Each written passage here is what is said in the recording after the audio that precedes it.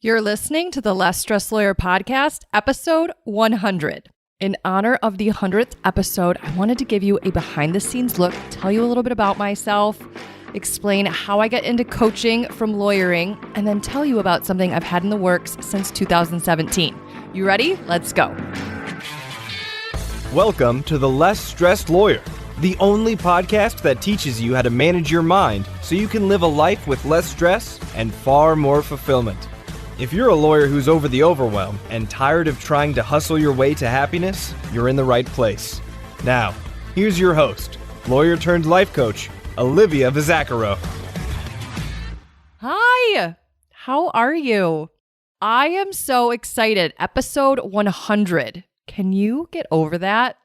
I think it is so amazing that I get to come into your headphones or your speakers every week and talk to you and teach you the amazing concepts that you can use to live a life with less stress and far more fulfillment.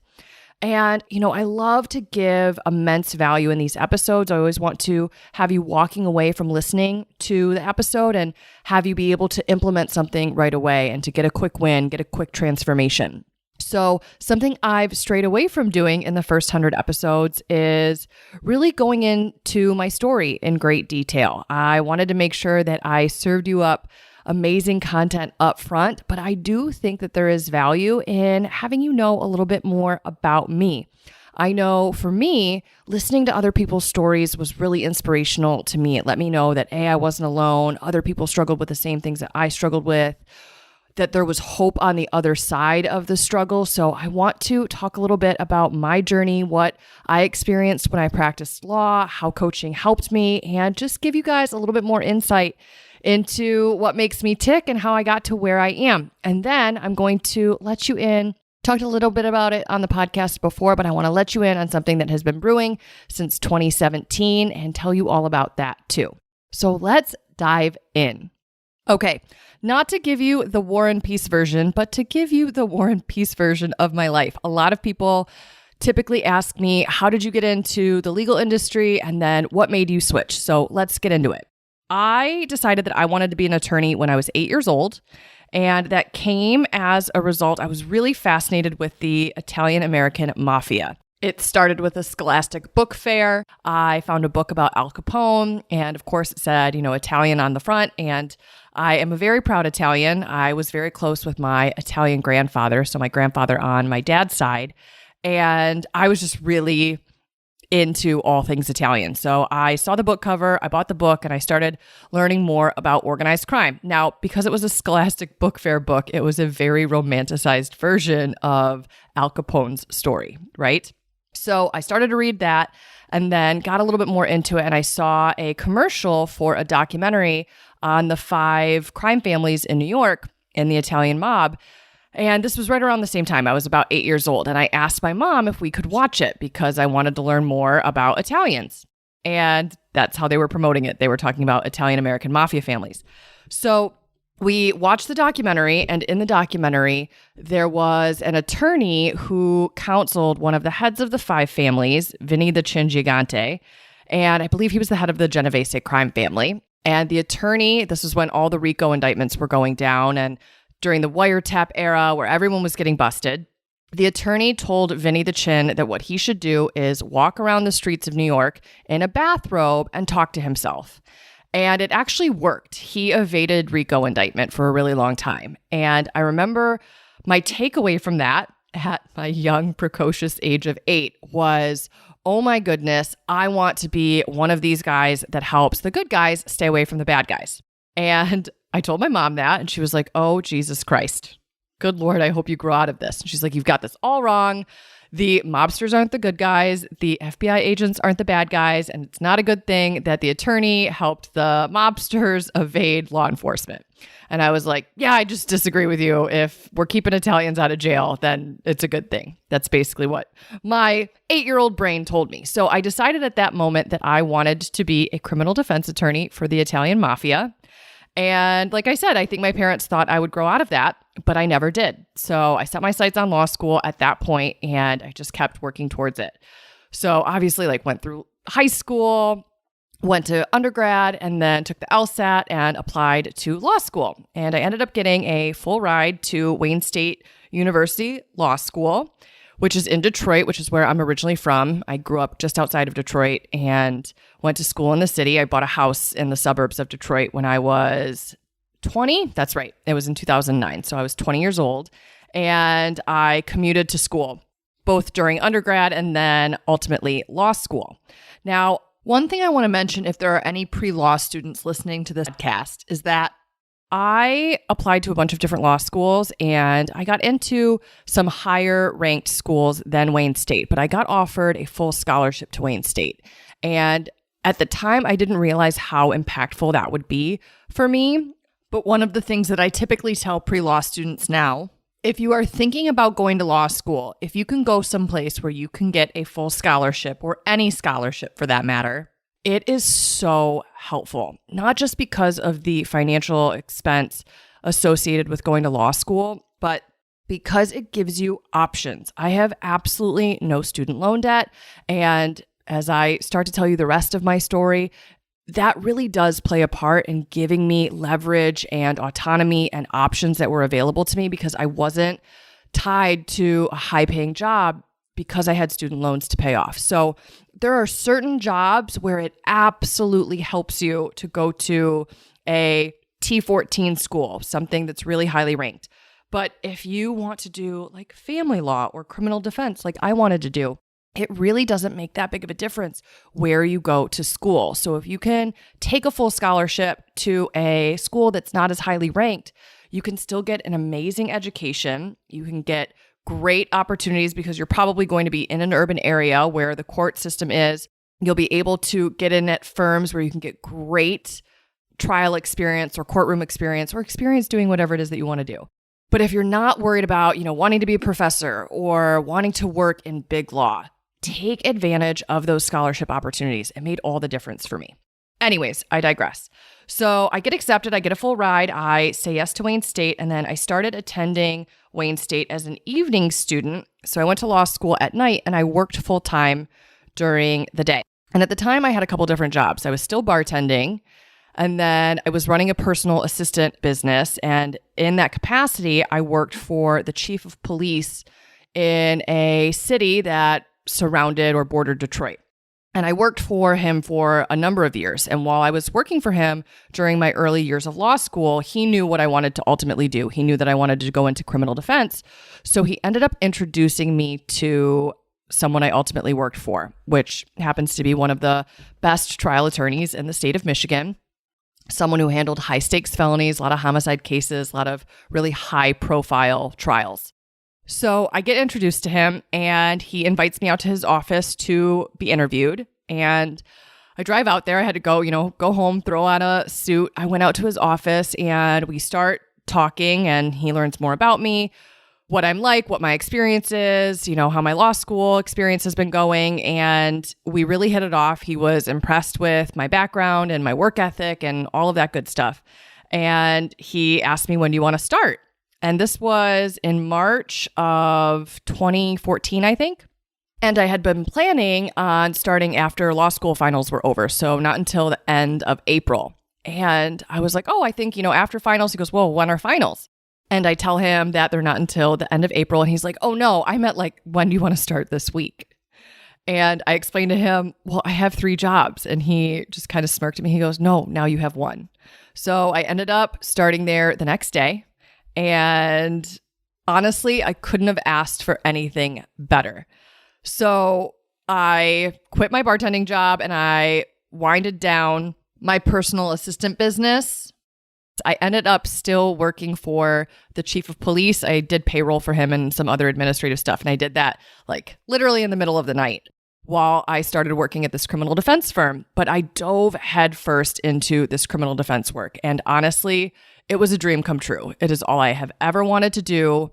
A couple months in, right after finals ended, I started on my first felony trial where I was supporting 2 attorneys, so our managing partner and then another attorney that we worked with as a law clerk. And I spent 7 weeks working on a felony rape case up in Lansing, and it was like playing in the Super Bowl. It is exactly what I had always wanted to do, and I was getting the opportunity to do it, which was so incredible.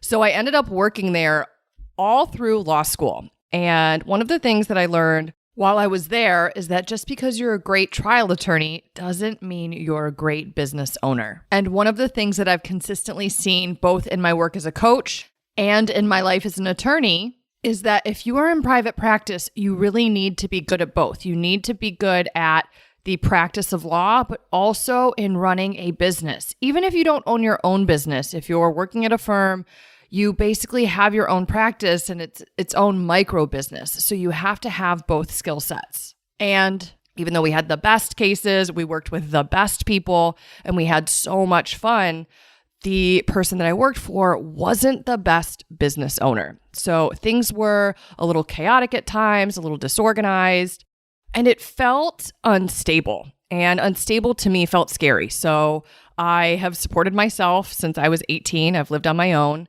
And I'm super proud of that, but with that comes a lot of responsibility, right? No one else is contributing to my household expenses. So all of the responsibility falls on me. So when things were unstable or inconsistent or chaotic, for me, it really freaked me out because it's like, I don't have anyone to fall back on, right? It's literally just me. So I started to get a little nervous and I wanted to explore my other options. I was at the point in my law school career where it was my last opportunity to go out for on-campus interviews. And I had absolutely no interest in working at a big firm. But other friends of mine in law school were going out for on-campus interviews. I had heard about it. People get these things called summer associate positions. I wasn't really familiar with that. But I decided, you know what do I have to lose? I might kick myself later if I don't go out for this and just see what's available to me, identify what are even my options. So I applied for on-campus interviews with a bunch of the firms in Detroit and got a bunch of callback interviews, went on those callback interviews, and I ended up getting a summer associate offer from the best firm in the state of Michigan. And even though it really wasn't what I wanted to do, I didn't have any desire to do civil litigation. It was a very prestigious job. And this was after there was a salary increase. Most Detroit firms didn't do the salary increase, but this firm did. So it was significantly more money than I would have made at the criminal defense firm, or if I wanted to go be a prosecutor, way, way, way more money than I would have made as a prosecutor if I wanted to get that trial experience. And if we were comparing litigation firms, civil litigation firms, this was definitely the best opportunity just because it was such a lucrative position. So I was apprehensive because it wasn't really what I was passionate about, but I felt crazy turning it down. And when I told people that I got this offer, they also told me that I would be crazy to turn it down. So caring a lot about what other people thought and caring about the money and the prestige, I ended up accepting the position. So I end up going there. You know, if you're familiar with summer associate positions, it takes a while for you to actually start that position after you get the offer.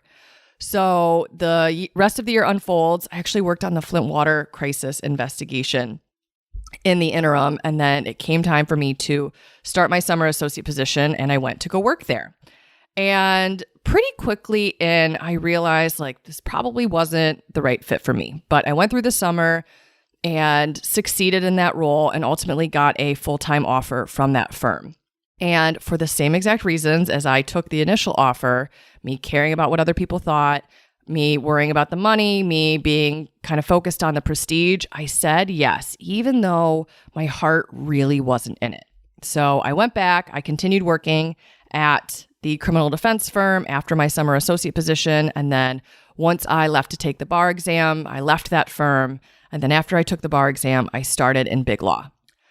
And it took me all of about a month to realize, oh my goodness, what have I done? I very quickly realized that I did not want to be there. It was not the right fit for me. I don't have a personality that I think is conducive to that environment. So I very quickly started to regret my decision. And a couple different things were happening. Number one, I started blaming people around me. And I can say this now sort of with a chuckle or a smile because I have so much more awareness now about what was going on at the time. But In that moment, this felt so true for me. I recognize it's not true now, but I very deeply felt like I had been forced to take this job. I felt like my parents forced me to take the job. I felt like my friends and other family members forced me to take the job because they had such strong opinions about me taking it. So I felt like I had made this decision against my own will, which felt very disempowering. I felt very out of control, which is one of my least favorite emotions to feel. And I felt very resentful. I was very angry with people around me. I felt like they didn't support my decision to pursue my passion, which was criminal defense. They had strong opinions about me staying at the firm that I had worked at throughout law school just because it was unstable. And I just felt very unsupported. And I resented the people around me for having these strong opinions and for voicing them. I felt like my hands were tied, even though now I know that they were not and that I made those choices all along the way. I also felt really frustrated and mad at myself because I felt like I had abandoned what was deeply, deeply important to me. I felt like I had reached a fork in the road moment in my life, in my career, and I felt like I had made the wrong choice. I felt like I abandoned my dream. And I think that really eroded a lot of trust with myself, feeling like I didn't have my own back, feeling like I wasn't prioritizing what it was that I really wanted in my life. So I had this deep sadness and sort of grief because I felt like the longer I stayed in this new position, the further away from my dream I was getting. Now, I also don't agree with that either. I think that you can go on a detour and ultimately get back to your path. But at the time, I just couldn't see that. So I was very frustrated with myself and very sad because I felt that dream sort of slipping through my fingers and getting further and further away from me. It was like riding off into the distance and I wasn't going with it. Now, there's a couple other things I want to mention. Number one, I deeply believed at the time that there was a quote unquote right amount of time to stay at this job, to work in big law. I cared a lot at the time about what other people thought and thought I would look flaky and look like a failure if I left early. So I decided in my mind I would bide my time and I would stay for a few years.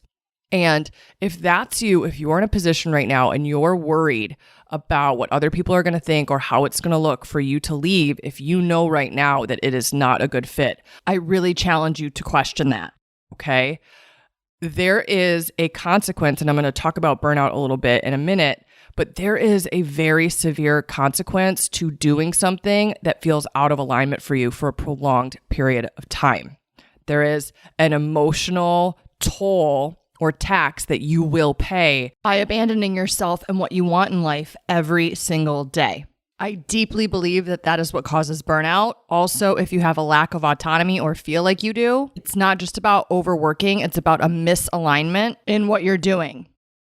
You don't enjoy your work, but you force yourself to go every day. You don't like where you work. You don't like the people you work with, but you force yourself to do it every day. You're not passionate about it. You find it very disinteresting. You don't enjoy your day-to-day work life, but you keep forcing yourself to do it. That takes a toll. So at the time, I didn't realize this. This is all information that I have since gained, and I can play Monday morning quarterback now and try and spare you from experiencing that. But at the time, I didn't know that that was a thing. I thought I was just tough and impenetrable. I didn't realize that could cause burnout. So I decided I was going to tough it out for a while.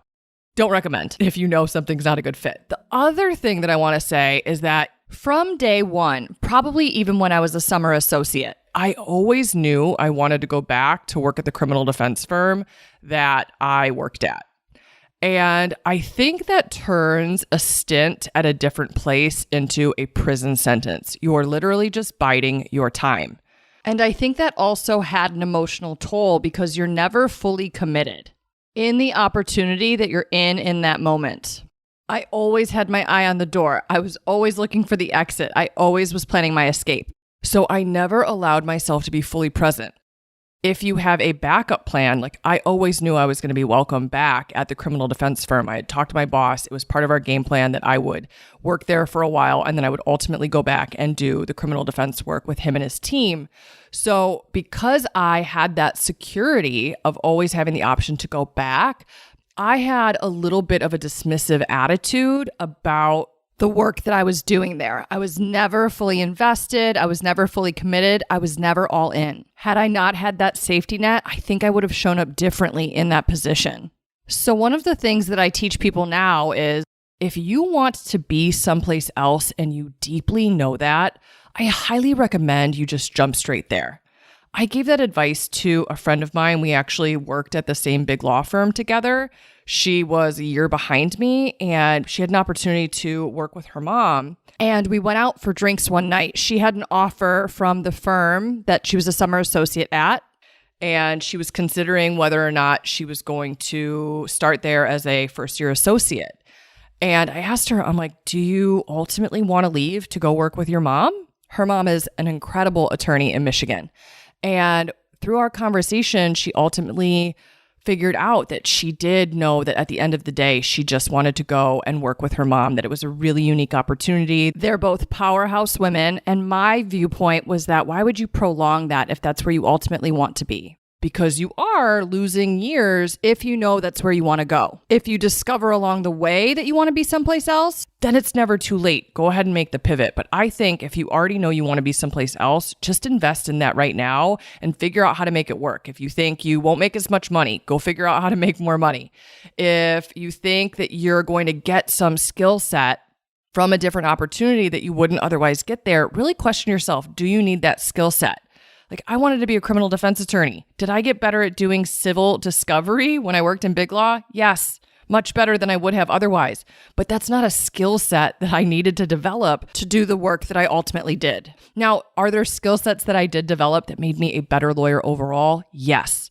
But I think the question you really want to ask yourself is, what makes me the best lawyer that I want to be?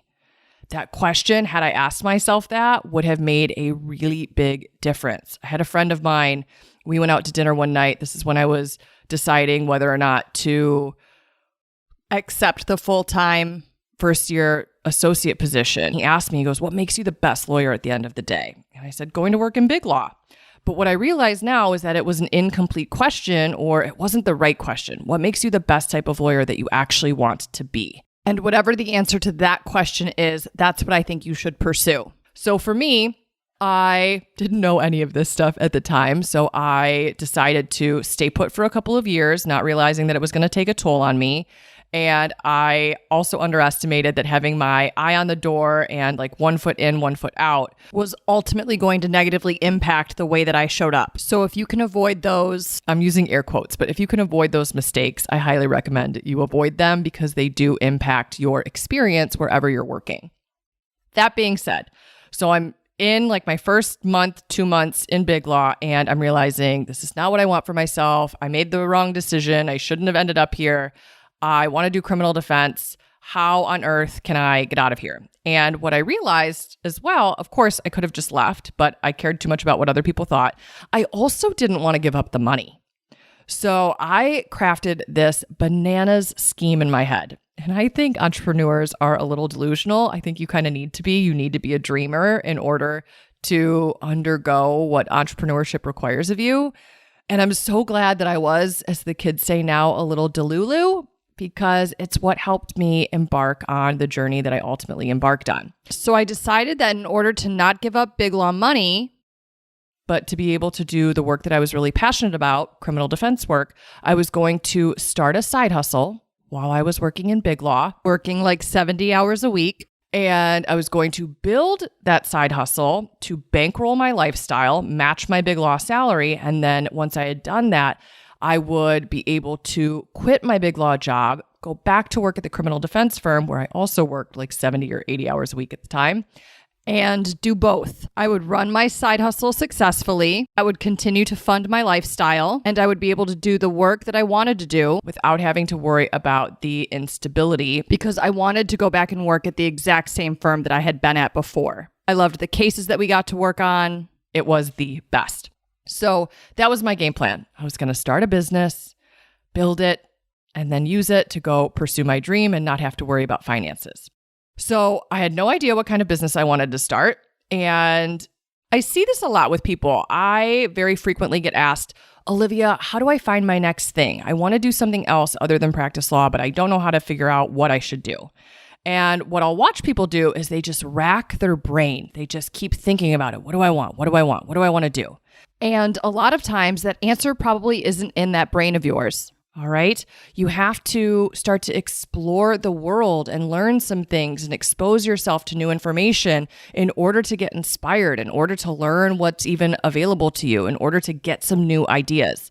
So for me, I started binge listening to podcasts. I started to consume everything that I could possibly get my hands on as far as entrepreneurship was concerned. I was binge listening to Gary Vaynerchuk. He talks all about entrepreneurship. So I started listening to his podcast, watching his keynote speeches on YouTube. I just devoured everything he had to say. I also started listening to a podcast called Hack the Entrepreneur.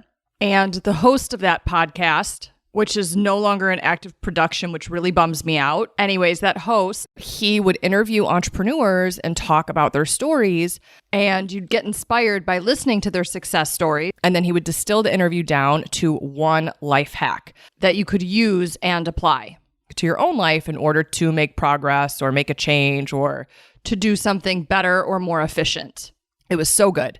And one of the episodes that he did, he interviewed this woman who, I kid you not, basically had the same story as me. She wasn't an attorney, but she had gone into corporate America because it was quote unquote the safe and secure thing to do. Her family members had strong opinions about her doing it. They thought she should take the safe and secure route, the responsible route, the practical route. So she went into corporate America. Just like me, she very quickly realized it was not a good fit for her. And she proceeded to stay for a while and was really, really unhappy.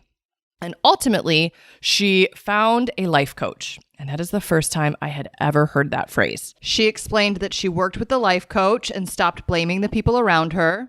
And she started recognizing what fears were holding her back. She worked on her limiting beliefs. She leveraged the coaching tools that she learned from working with the life coach, and she was able to quit her job, start her own business, and then she went on to make 7 figures a year.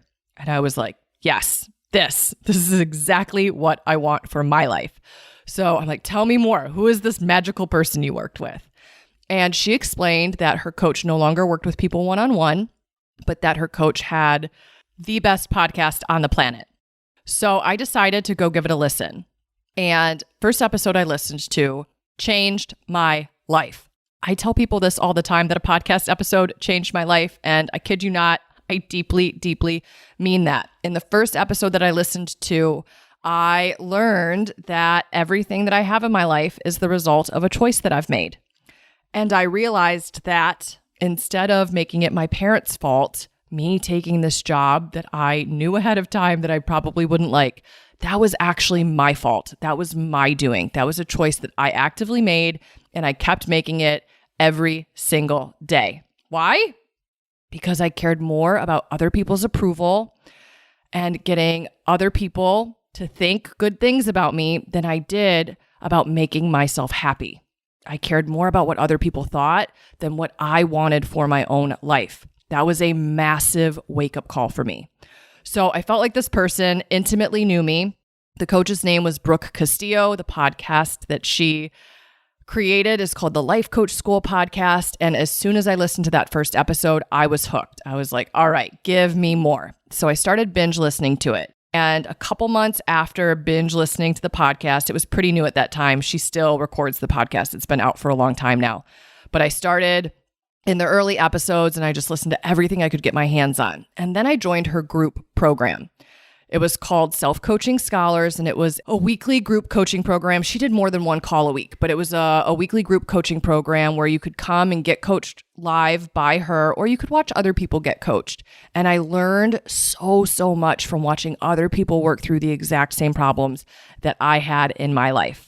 So I started to realize all of these things that I was struggling with that I didn't even realize I was struggling with. So I was a massive people pleaser. I was a huge perfectionist. I had a really hard time managing my time. I really struggled with procrastination. And I don't even know that I had a great vocabulary of this stuff at the time. I think now in a world where self-help and personal development is so much more popular than it was back in 2017, people are way more familiar with these terms like imposter syndrome or self-sabotage. But these were relatively new concepts at the time, and they were definitely new to me. So I started to just devour everything that Brooke taught. I started to work on caring so much about what other people think. I started to work through my tendency to people please. I started to understand why I people please and how to stop, starting to recognize that I have options. At the time, I didn't realize I was such a negative person, but I really was a negative person. I had so many negative thoughts. We think 60,000 thoughts a day, most of them. When you haven't been introduced to coaching, most of them are negative. And I started to work through all of my negative thoughts, my should thoughts about other people, that they should do this, that they shouldn't do that. My should thoughts about myself, what I should do and what I shouldn't do, beating myself up. I started to work through all of that. And very quickly, I started to feel better. I started to see a different way to look at the world, to go through the world. And I really couldn't believe that this was the first time I was learning the concepts that I learned through coaching. Using these tools, I immediately started to feel better. I became a much more positive person. I felt more in control of my emotional experience. My relationships improved. So much stuff in my life immediately got better. Now, I don't want to give you the wrong impression. I learned incredible tools right from the get-go. But some of this stuff is more deeply ingrained than others. So a lot of the mindset tools I was able to apply immediately. Some of the skills-based tools that I learned took me a while to really master. So that part of the story is going to unfold in a minute. But as I was starting to become more positive and look at the world through a different lens and approach situations differently in a more empowered manner, in a less victim-y way, I started to look around me and I realized that the people around me were suffering just like I had been. They were struggling with the same mindset blocks that I had struggled with. They were looking at the world the way that we're just taught to look at the world, that we're living at the effect of our circumstances, that things happen to us, that our emotions are outside of our control, that the situations that we encounter automatically or directly cause our feelings, which is super disempowering and simply not true. So I saw people feeling overwhelmed or disappointed or frustrated or resentful or feeling insecure or inadequate or nervous or anxious. All of those negative emotions that my clients typically feel day in and day out. All of my colleagues were feeling those feelings too. And I know this is going to sound so cheesy, but I felt like I had the secret to the universe. And I just wanted to scream it from the rooftops. Like, guys, I have the solution. You don't have to feel this way. You don't have to live this way. It doesn't have to be this bad. So in the summer of 2017, I got this idea. I wanted to start a group coaching program for lawyers specifically, a place where they could learn all of the things that I was learning, all of the things that law school, our employers, and our parents never teach us. I wanted to teach them a different way to go through life, a more empowered way to go through life, a different way to look at the world. I wanted to teach them the skill sets that we didn't learn. Speaking of skill sets we don't learn. So at this time, even though I was having all of these breakthroughs with my mindset, I was still struggling in big law. So I was still committed to toughing it out and staying for a couple years.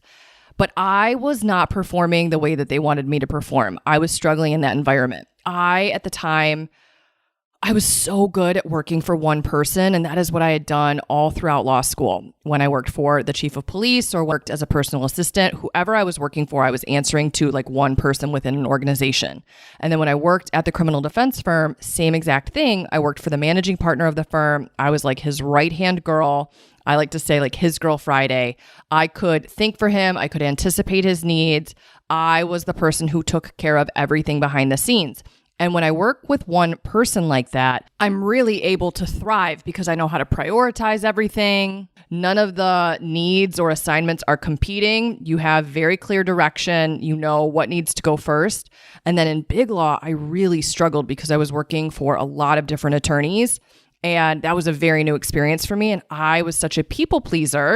And like I said, I was learning tools to overcome that, but they hadn't taken root yet. I hadn't mastered the art of not people pleasing. I had mastered the art of not people pleasing at this point in my personal life, but not in my professional life. What I have learned through doing this work, both in my own life and working with so many clients that I've worked with, is that we attach such a sense of pride with being the person who goes above and beyond that it's normally harder for people to apply these skill sets or these tools in their professional lives than it is in their personal lives. And that was definitely the case for me. So I'm in big law. I'm working for what felt like a million different people. I had competing deadlines and I didn't know how to navigate it.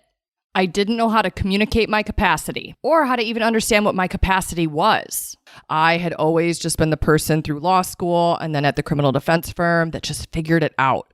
It's like I would look at my to-do list, which would be a mile long, and an empty calendar because I wouldn't plan my schedule. I wouldn't put things from my to-do list into my calendar. I wouldn't factor in the time that it would take me to get things done. These are all things that I now teach people to do. But I wasn't doing any of that. So I would look at my blank calendar and be like, I'll just work until it gets done. I'll figure it out. But I'd constantly underestimate how long things would take. I wouldn't communicate when I was falling behind on something because I didn't want to disappoint people. I was worried about what they would think of me, even though they weren't going to think anything good by me missing an internal deadline.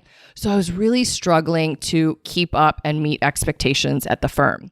And one of the men that I worked for, he was sort of a mentor to me while I was working in big law. We went to lunch one day and I had received several talking tos at this point about my time management or lack thereof. And he was like, Olivia, you do such good work, but you really need to get a handle on time management. You just need to get better at it. And I was honestly ready to pull my hair out. I had been listening to podcast episodes on it. I had been reading books on it, watching YouTube videos. I had bought every planner on the face of the earth and nothing was moving the dial. And I set my fork down. I was eating a salmon salad in the building of the law firm that I worked at the restaurant on the first floor. And I was just really frank because I felt so exasperated and so frustrated with myself and the situation. I just looked at him. I was like, honestly, you got any fucking tips? Because I'm fresh out. I have no idea how to solve this for myself. I feel like I've tried everything and it's not making a difference. And I just don't know what the answer is. So if you have any suggestions about what I could do differently, like actual steps that I could take to remedy this issue, I am all ears. And honestly, bless his heart, he was so honest with me. And he was like, honestly, no, I don't have any suggestions. I suck at this too. I have just managed to make my way, up the ladder in spite of my bad time management habits. And now that I am an equity partner, I can kind of get away with being a little disorganized and not having great time management practices. But unfortunately, you're an associate and you answer to people, and this is something that you are going to have to figure out and work on. And in that moment, it was such a freeing experience for me because I was able to set down my shame around it. I realized that the reason that I was bad at it is because they don't teach us this stuff. We don't learn it. We don't learn it in school. Our parents don't teach it to us. And the people that we work with also don't know how to teach us these skills. All they really know how to do is tell you that you need to be better at it. And for me, that wasn't sufficient enough guidance to actually be better at it. So I made it my mission. I was like, come hell or high water, I'm going to figure this out. And I realized I hadn't really dove into using coaching for time management yet, but I realized that coaching and mindset work likely was the solution to this problem. So I started to work on it. And again, like I said a moment ago, this is one of those areas for me, like overcoming my perfectionism and time management and procrastination for sure, were topics where I needed to learn the tools, but it took them a while to take root. It took me a while to really master them. So as I was learning these things, I decided that I am not alone in this. Other people struggle with the same things that I struggle with, and that there wasn't a great resource out there for lawyers to learn these things. So I wanted to become that person for attorneys. So I decided to get certified to become a coach, and I registered to get certified in February of 2018. I started my certification process in late August of 2018, and I completed my certification in December of 2018. And at the end of December of 2018, I put in my notice at the firm that I worked at, and I decided that I was going to go back to the criminal defense firm. I was going to start my coaching business, and I was going to do both. I was going to be a criminal defense attorney and a life coach for lawyers, and I was going to do both, 50-50. And help attorneys with the things that I wanted to help them with, and then go get to do the trial work that I really wanted to do. Now, I do not want to make this sound like it's all rainbows, daisies, and sunshine over here. To be very fully transparent, while I was working in Big Law, getting certified, going through all of those steps to pursue the future that I really wanted to pursue, I was really struggling. So this is where I want to talk about burnout. I kept showing up to a job that I didn't like, and it took a massive emotional toll on me. Number one, feeling like I was underperforming felt terrible. That was very, very new for me. I have always excelled at basically everything I've ever done in my life. So to feel like I wasn't a good fit and I wasn't meeting expectations felt terrible, and I took it really personally. It really, really impacted my mental health. I also was using abusing Adderall, I should say, in order to overperform. And I took it through undergrad, not prescribed, but I took it through undergrad to study for finals and to pull all-nighters. I worked multiple jobs through undergrad and would cram at the end of the semester. And basically all of us did that in undergrad. It was definitely part of our culture and our study groups. So I started to use it in undergrad, and then I also used it in law school, both to study for finals and to make it through trials. And I get it. This is going to sound absolutely insane, but this was my schedule when we were in trial. I was an evening student, so I'd go to class at night, and then I would go back to work after classes. So I'd get out of class at 8 p.m., and then I'd go back to the office. I'd work till about midnight. I would go home, typically take Adderall before I went to bed, and I used to sleep on the floor of my guest bedroom on the rug in there. And I would sleep with the lights on because I wouldn't want to actually fall into a deep REM sleep. And then I'd wake up at about 2 or 2:30. I would shower, put on like comfy clothes, leggings, something comfortable. And then I would head to the office. I would print things out, get ready for court. I would go meet with my boss before court. We'd prep for trial. I'd go to the courthouse. I'd spend all day in court with him. Then I'd go back to class at night, and I'd do the whole thing over again. And then what happened is the more that I took it, the more I needed it to work. So my energy levels would be so depleted. And I started to take it so consistently that my body became dependent on the Adderall for a source of energy. So when I got into Big Law and I was working there and I was falling behind and struggling to manage my time, I would think, oh, the solution to this is that I just need to stay up later. I just need to work more. So I would typically, I averaged about 3 all-nighters a week, sometimes less than that, but that was typically my average. And I'd stay up for like 2 days at a time. I have since learned how unproductive I was, because the fun fact about Adderall is that you just get more interested in whatever you're doing, or more focused on whatever it is that you're doing. So if I was buffering to avoid work because I didn't know where to start, or I thought it was going to be hard, or I was just overwhelmed by all of the work on my plate and felt so behind, I'd turn to something like Instagram or anything else I could get my hands on to avoid doing my work. I'd also go down insane research rabbit holes, and I'd waste a bunch of time not getting things done, or I'd be fixated on organizing my inbox instead of actually getting the work done that I needed to get done. But I felt like I was, chasing this productivity high and always wanting to take more Adderall in order to perform at my quote unquote highest, even though it definitely wasn't my highest level of productivity when I was on it. But the more I took it, the more I needed to take it in order to function. If I wasn't taking it, I would have absolutely no energy. Just like imagine if you took the Energizer Bunny but took his batteries out. That was essentially me. I couldn't function without it. And the more and more I built up the dependency, the more and more I was not able to focus and perform. So things just kept getting worse and worse and worse at work. So I had this perfect little storm going on. I was unhappy. I felt really unfulfilled by the job that I had. I felt like I wasn't measuring up, like I didn't fit there. And I personally really didn't like the atmosphere. And this is just my own personal preference. I know a lot of people who like working in their office by themselves and just getting their work done.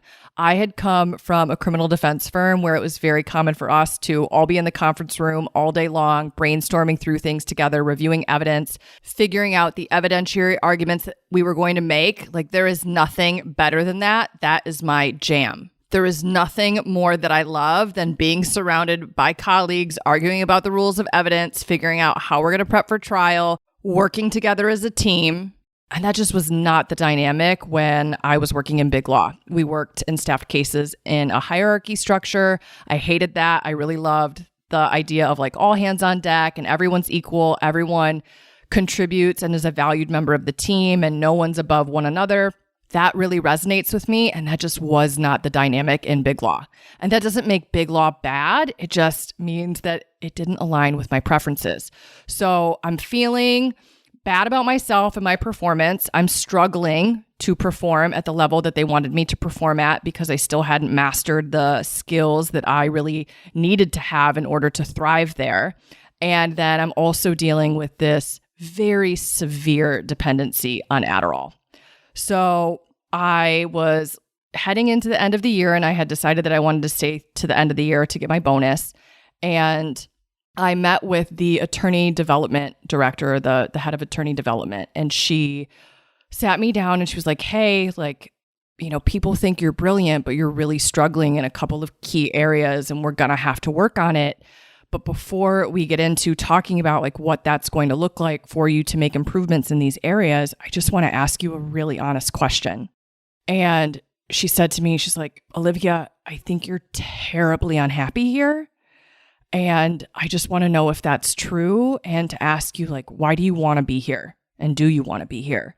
And in that moment in her office, I just broke down. I think it was the first time I really admitted how unhappy I was and how much of an ill-fitting position this felt like it was for me and that it wasn't what I wanted to be doing. I just like finally let it all out and took a deep breath and was honest with myself, like deeply, deeply honest with myself because I was really trying to tough it out to make it to that 3-year mark that I had glamorized in my head.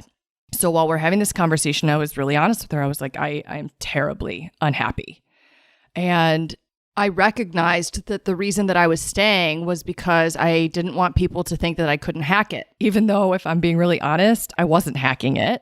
And I didn't want people to disapprove of my decision to go back and work at a place that wasn't very stable. My parents had strong opinions about that. So again, I was still making a professional decision because I was worried about what other people would think. And this woman was like a godsend. She just said to me, she goes, those aren't great reasons to stay in a job. Great reasons to stay in a job are because you're passionate about the work, you like the people you work with. It feels like it's what you want to be doing with your life. And when she said that to me, I so quickly could see that none of that was true for me, right? So it was in her office that I made the decision to leave. I told her I had another job opportunity that I could like literally walk out of her office, make one phone call and line that up, which is exactly what I did. I walked out of her office. I called my former boss. I said, we need to sit down. I'm ready to come back. And I want to talk through the logistics of that. So like I said, I left Big Law. I went back to work at my criminal defense firm, and I had really planned on doing both coaching and doing the criminal defense stuff 50-50. Now, I was still in a little bit of denial around my Adderall abuse. I wasn't ready to face it or come to terms with it. So I went back to work at that firm and tried to pick up where I left off. That being said, though, I had changed significantly since I had left there. I had been such a horrific people pleaser when I worked there. I had no boundaries with my boss. And when I went back there, I was a different person. I had learned these coaching tools. I had become someone who had opinions and didn't mind voicing them. I was someone who had boundaries and wasn't just willing to follow someone blindly, especially when I disagreed with their decisions. So when I went back there, we butted heads. I had a decent amount of conflict with the people that I worked with because I didn't agree with the business decisions that they were making. And I went back there thinking that I was going to have more control over running the firm than I ended up having. And I recognized while I was there, I wasn't there for very long. I only worked there for like 9 months. And then I went off and started my coaching practice. But while I was there, I recognized that I was no longer okay being the second in command, or lower than that, actually. I wasn't okay just letting other people make decisions that impacted my livelihood, that impacted my financial security and stability. I had opinions because I had just spent years learning about entrepreneurship in order to start my own business. And I felt like I had some really good ideas and I wanted to be able to implement them, but I wasn't given the runway to implement them. So very early on in returning to that firm, there was tension, there was conflict. I was no longer someone who was okay not offering my ideas. I was going to challenge the way things were being done. I had ideas about what I wanted the firm to be like, and I wanted to implement them. And I realized that this wasn't going to be a place where I was going to be able to do that. I could either tolerate how it was being run or I could leave, because continuing to stay there and complain and not accept it wasn't a good option. And then the only two real options that I had were to make peace with it, which wasn't an option. I just had too strong of opinions about what I thought should happen. And then my other option was to leave. So I ultimately decided to do that. In the interim, though, because despite the tension, I was very close with my employer. My boss sat me down one day and he saw that I was struggling with Adderall. And he called me out on it in the most kind, loving way. And I've had a lot of people say to me like, oh, was it a mistake to go back there? Should you have just started your coaching business? And very honestly, I just wasn't in a place to start a business at the time. I needed to clean my shit up. And going back to a place that felt like home for me is what enabled me to do that. And I will never forget this conversation. It absolutely changed my life. It was the first time that I looked at someone and said out loud, I have a problem. I'm struggling with this. I don't have a handle on it. You know, it's gotten away from me. It's winning. I'm not in control here. And that conversation was this loving wake-up call that I needed to start really prioritizing my health and admitting to myself that this is something that I needed to work through and that things weren't going to get better in my life until I worked through it.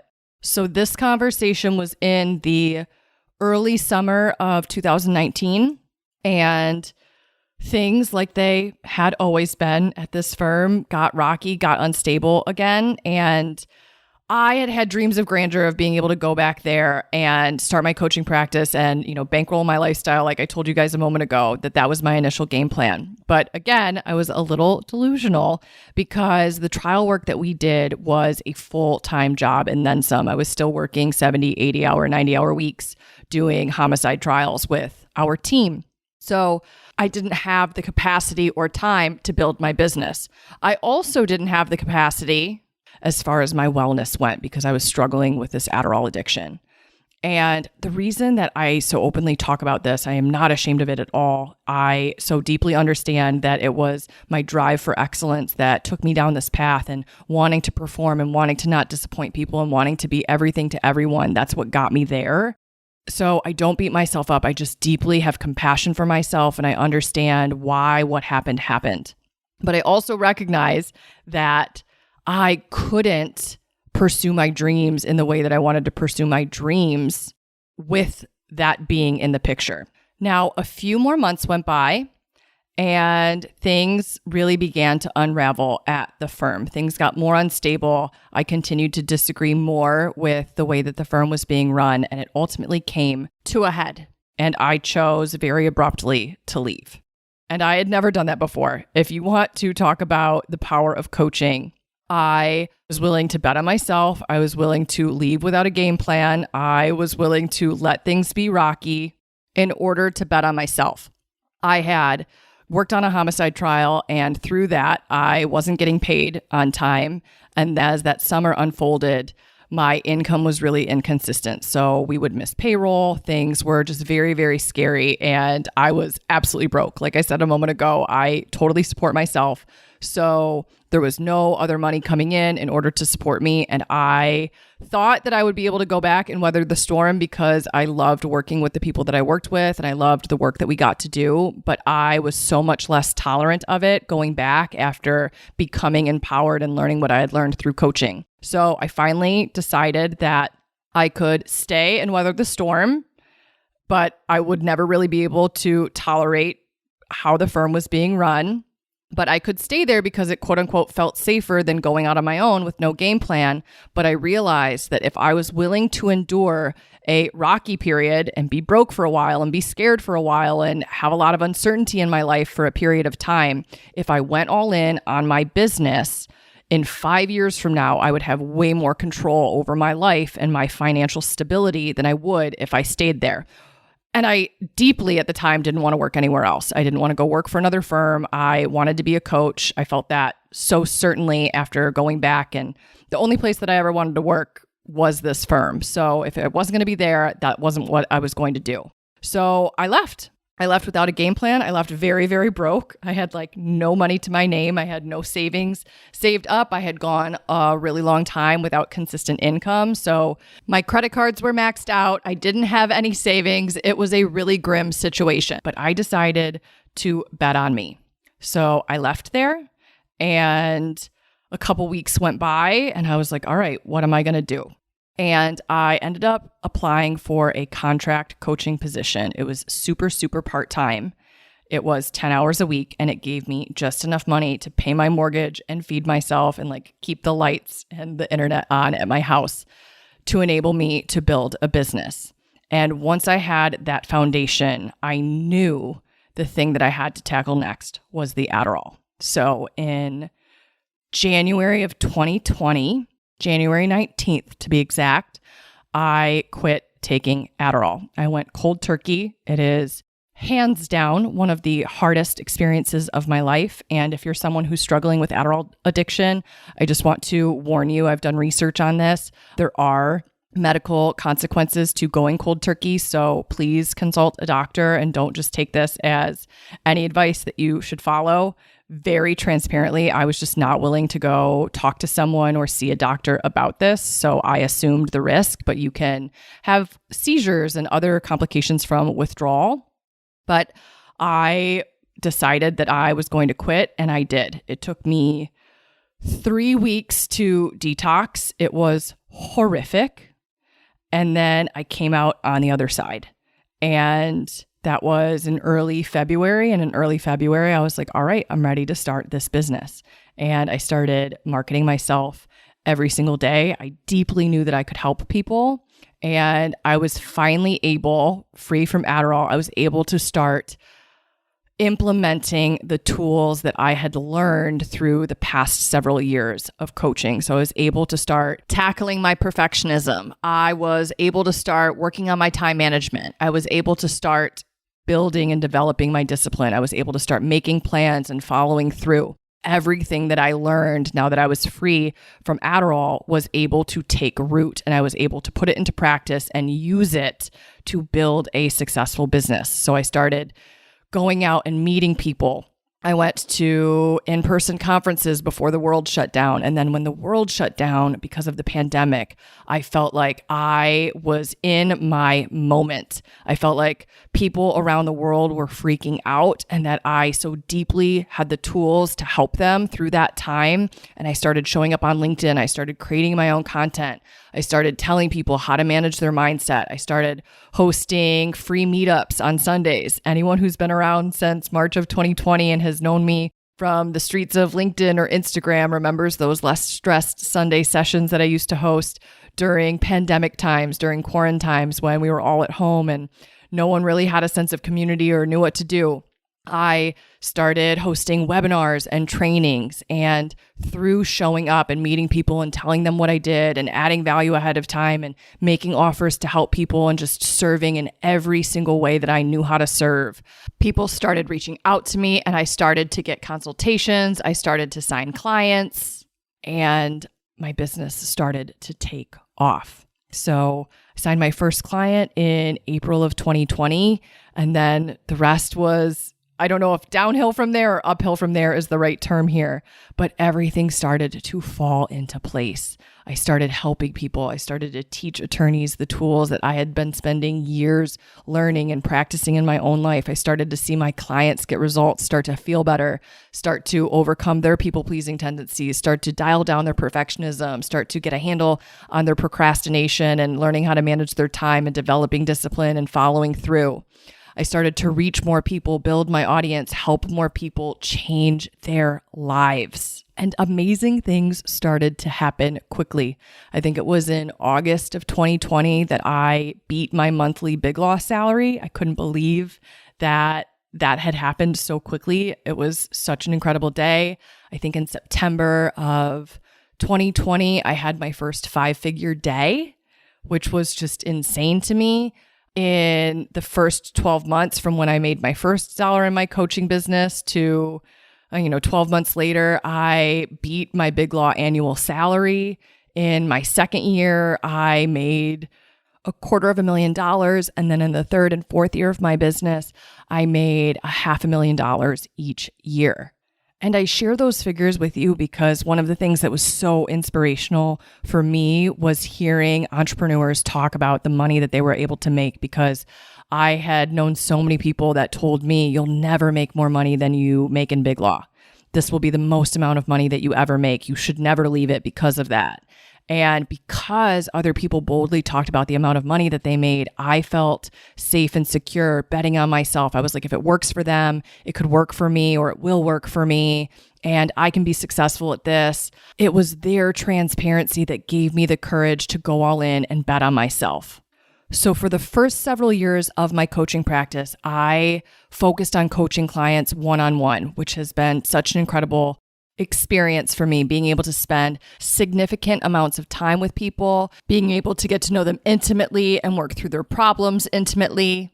I still do a ton of one-on-one coaching, although I am winding that down now. And then in June of 2020, I created my first group program and I started hosting in-person events because I've been on a mission to create a community for lawyers. And for a while, I did this 3 times. That sounds right to me. 3 separate times I did a 6-month group coaching program for lawyers. It was called the Less Stress Lawyer Mastermind. And that gave me amazing experience coaching attorneys in larger groups, being able to understand what that dynamic is like and bring attorneys together, attorneys who are struggling with the same things, give them a place where they can come and learn from me and learn from one another and connect with one another and feel safe and feel like they're not alone. So many people that I work with, especially my one-on-one clients, they feel like they're the only ones struggling with these things. And what they don't realize is I have identical conversations with my clients session after session. They just don't know that because they're not in those other sessions. They're just in that one-on-one session with me. So I have been deeply interested in creating a space where attorneys can realize that they're not alone in their struggle. They're not the only ones suffering with these things. They're not the only ones who feel like they don't have the skills that they need to have in order to really thrive in this profession. Now, as much as I loved running those 6-month programs, I knew in my heart that that is not what I was put on this earth to do. Since 2017, I've had a dream to create a coaching membership for attorneys. The group membership that I joined in 2017 was open to everyone.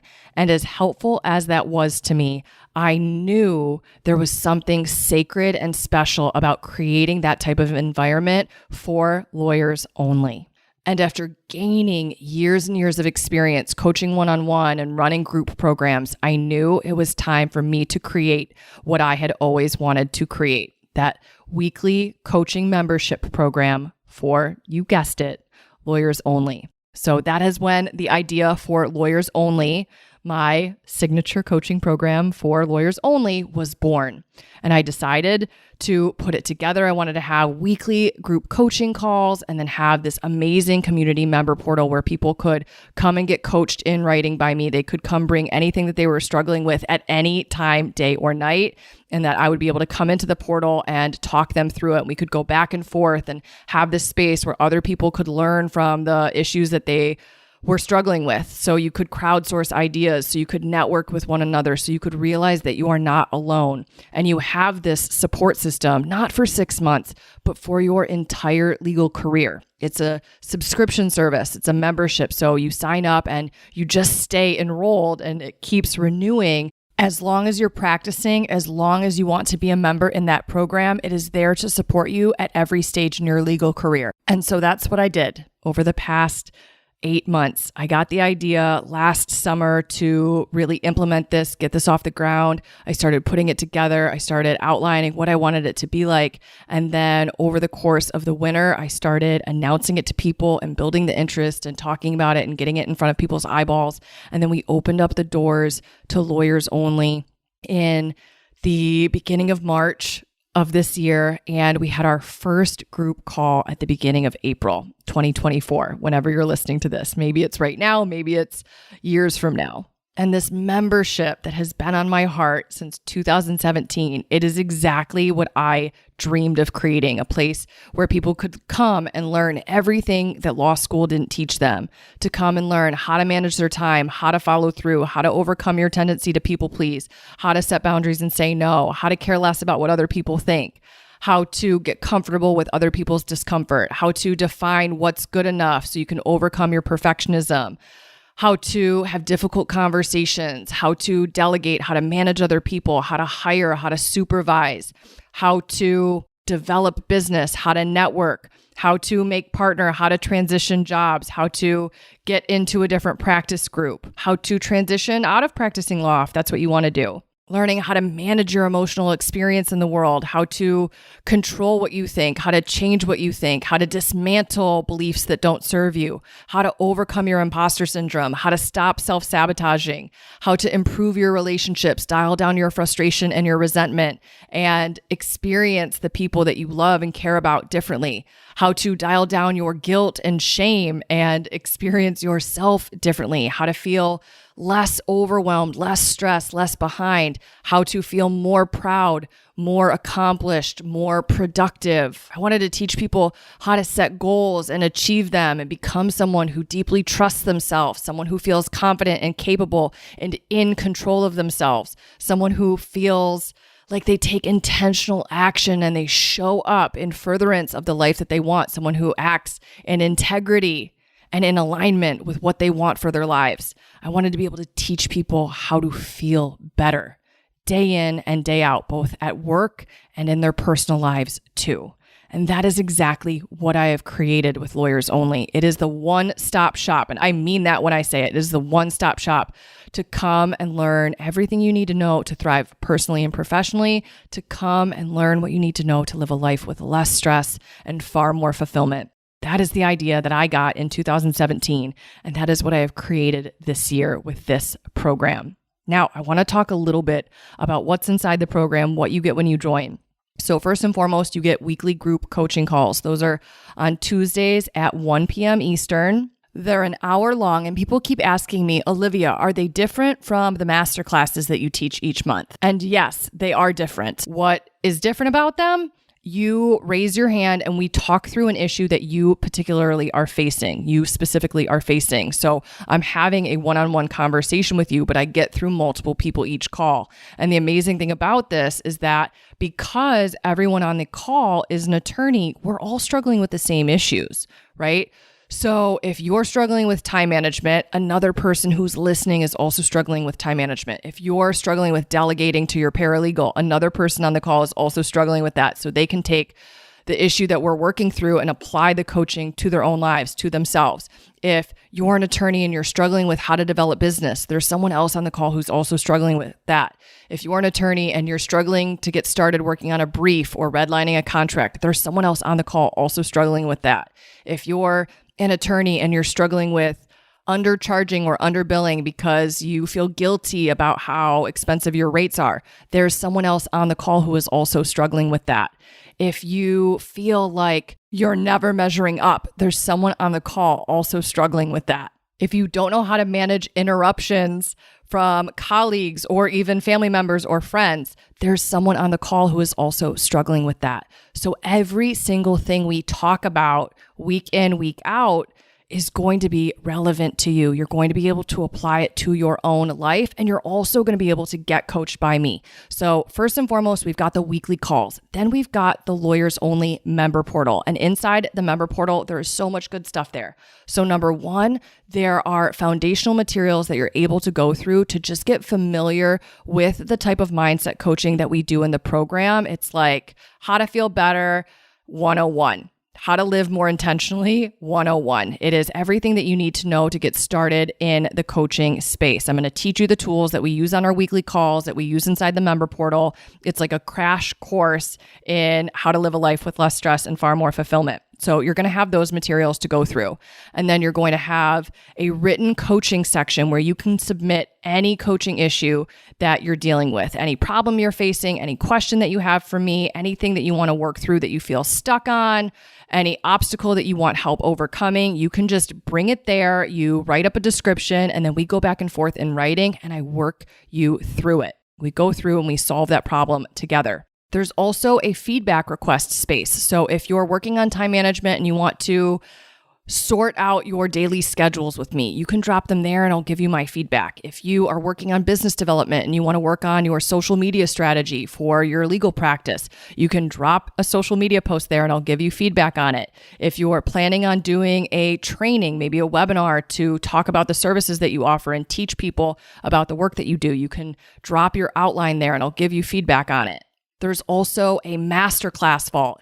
Every single masterclass that I've ever done is in that vault. So it's there for you to watch on demand. If you want to learn more about how to delegate or how to make decisions or how to manage your time, you can do that in that masterclass vault. There are also going to be specific courses on topics that I'm going to be releasing. So we're going to have time management for lawyers. That course is going to be getting released in summer of 2024, so later this year. And then business development for lawyers is going to get released in fall of 2024. So if you're struggling with either of those areas, you want to be inside Lawyers Only because there's going to be full on-demand courses to go through that's going to teach you every single thing that you need to know in order to master your time and develop business. You also have a discussion space within the member portal that allows you to engage with your peers, the other members of Lawyers Only. So it is an amazing networking opportunity in this program. We have attorneys from every practice area that you could possibly imagine. We have people who are in private practice. We have people who work in-house. We have people who work for the government. We have solo practitioners, people in mid-law, people in big law. Every area that you could possibly think of, we have attorneys in that space. So you want to be in this program to network with them. It's so easy. Inside the member portal, you can just DM the other members. You can set up virtual coffees. You can make those connections and be able to refer each other business and just have people that you can run questions by and crowdsource ideas from. I love seeing the members share with one another. They're like, hey, have you tried this? Hey, this worked for me. Here's a suggestion I have for you. It is like the brain trust inside this program. So you get access to that when you join Lawyers Only. And then the other incredible thing that you get, and I've never offered this before, but when you're a member of Lawyers Only, you get the ability to book one-on-one calls with me. If you would like additional support on a specific issue that you're dealing with and you just want to be able to talk with me one-on-one and do a deep dive in order to get unstuck, you can book a call one-on-one with me.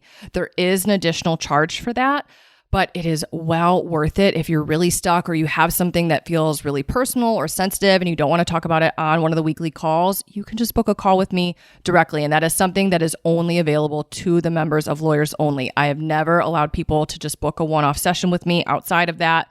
My one-on-one clients have to work with me. In the past, it's been 6 months. Now it's 5 months, but you have to work with me for a committed amount of time. But this is a really unique opportunity. If there's just one thing that you want to work on or you just want a little additional support as you go through the program, you're able to do that by booking those one-on-one calls, which is just something I'm so excited about because I'm going to be able to keep that intimate aspect of coaching by offering that to people who want it, but then still being able to offer a program that is really accessible and really affordable to people. Speaking of affordability, let's talk about the investment that you would need to make in order to join Lawyers Only. So there are 2 ways to join Lawyers Only. One, you can become a monthly member. All it costs is $150 a month to be inside this program, which is honestly just insane. There is nothing like this on the market at this type of price point. It is so accessible. I wanted it to be accessible and affordable to any type of lawyer, whether you work in big law or you are a prosecutor or you work for a nonprofit. I wanted you to be able to be in this program. I wanted this help and these tools to be accessible to you. If you want to save a little bit of money and you know you want to be in this program for the long haul, you should join as an annual member. And that is $1,500 for a full year membership. And honestly, that is what I recommend you do, because I want lawyers only to be a resource that you have by your side throughout the entirety of your legal career. You're going to go through seasons in your legal career.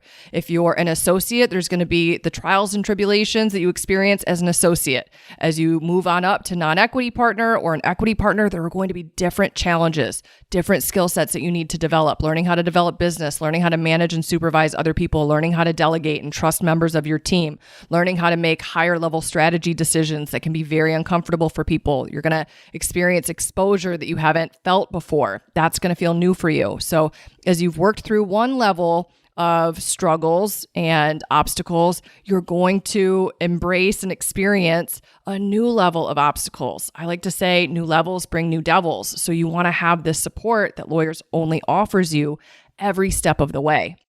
Same thing if you transition to working in-house. That's going to come with its own set of new challenges. So as you transition to each next phase of your career, you're going to want the support of this program. So I highly suggest you join as an annual member. If that is too much of a financial investment for you at this point, you've got the monthly membership option, which is, again, just $150 a month. But plan on being in this program for the long haul. You always want to have this support. You always want to have a space where you can come and get coached by me, work with other people in the program, learn from them, crowdsource ideas, talk through things with them, support one another. Just have a space that's for you. The people in your life, I'm guessing, don't know how to support you if they're not attorneys. And if they are attorneys, if they have the same messy mindset, the same limiting beliefs, the same negative thinking, they're not a great resource for you. You want to surround yourself with people who know these tools, with a coach who knows exactly what you need to learn in order to succeed, and with other people who think like you do and have the same commitment to really thriving in the legal industry. That is what you're going to find in Lawyers Only. So I want to invite you to join this program with me. We're getting ready to do an amazing deep dive on what I call the 3 Ps: people pleasing, perfectionism, and procrastination. We're going to be talking about those 3 topics over the course of the next month. And you want to make sure you're in this program so you can take advantage and be a part of those conversations so you can learn to overcome them.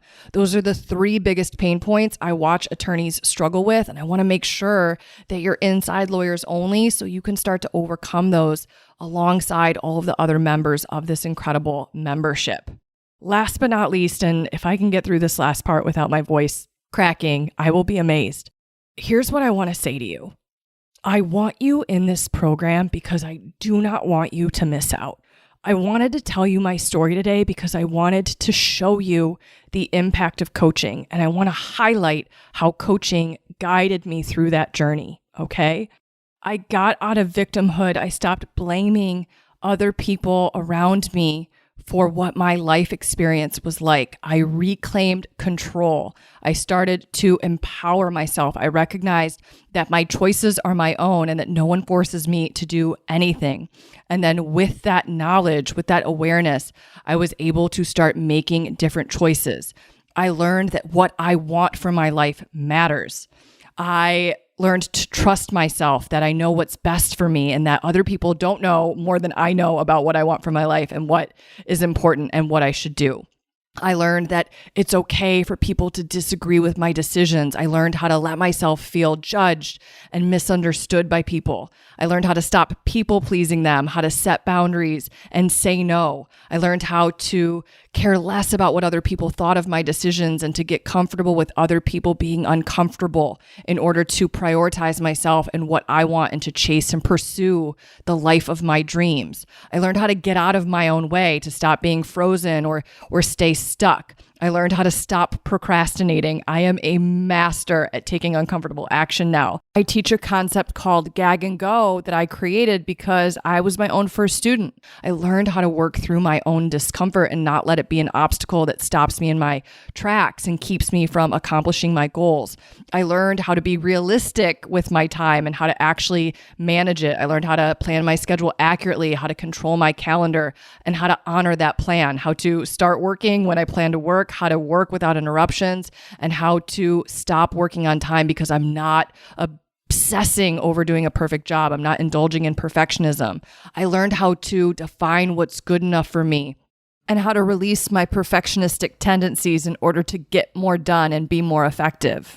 Now I'm able to put so much amazing work out into the world because I'm not obsessed with it being an A+ job. I'm able to aim for B+ and get more done and help more people as a result of that. I was able to stop beating myself up because I was no longer holding myself to impossible standards, which helped me feel prouder of myself and more accomplished.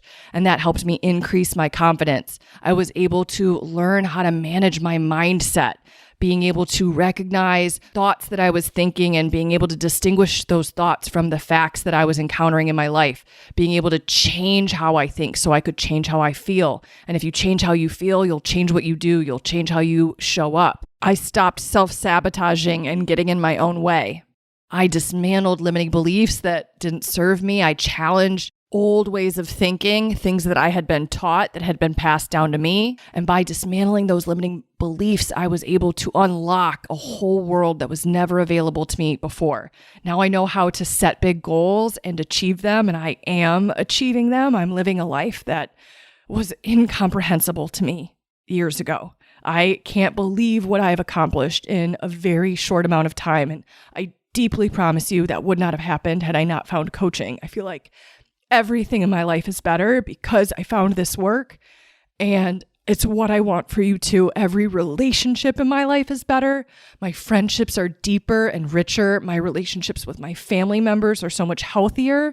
I went through a rough patch, especially when I left my legal career with my parents. They really didn't support my decision, and I was able to allow them to judge me and for them to have their opinion of me without me needing to solve that. And I just let that be okay. And I loved them from a distance through it. And I trusted myself to have my own back and to bet on myself. And now I have such a beautiful, deep relationship with them because I don't hold things against them. I don't resent them. I let them be them.